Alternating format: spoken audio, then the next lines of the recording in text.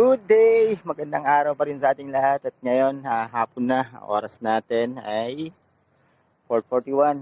So ngayon nandito tayo sa bahay ng ating dating ama ng lalawigan ng Nueva Vizcaya, si late Governor Carlos Padilla. At ngayon nandito tayo sa bahay niya at hinihintay natin si Madam Ruth Padilla para mamaya sabihin natin yung pakay natin sa kanya na siya yung pasusulatin natin na tayo ay nakarating na dito sa lalawigan ng Nueva Vizcaya. Siya yung pasusulatin natin ng Nueva Vizcaya province doon sa ating Daladalambag.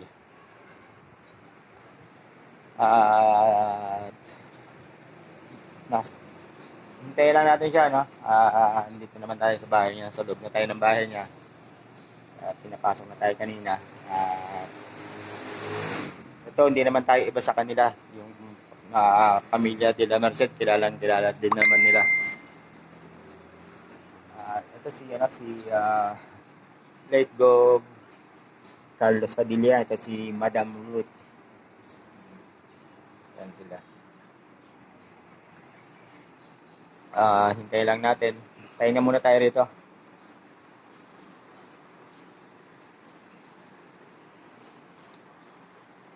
Tapos, ang gagawin natin activities bukas. Kasi nasa ako ngayon nasa Solano. Bukas, ang gagawin natin activities, babalik tayo ng bayan ng Bayumbong, kung saan nandun tayo kanina. Ang ginawa ko kasing activities ngayong araw na to, from junction dyan sa Bagabag, tayo, Bagabag to Bayumbong.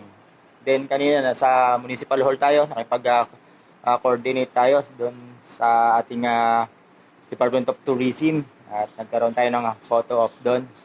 Then humingi ako ng sure ng mga tourist spot natin dito. Try natin mapuntahan bukas yung depende rin depende sa magiging sitwasyon kung mapupuntahan ko yung Ambagyo o diretso na ako ng Aritaw. Depende sa akin kasi maghahabol ako bukas kasi ng kilometers kasi ngayon 17 kilometers lang inalakad ko yun na naipos natin kanina. Ayun nga, hintayin na natin si Madam Ruth.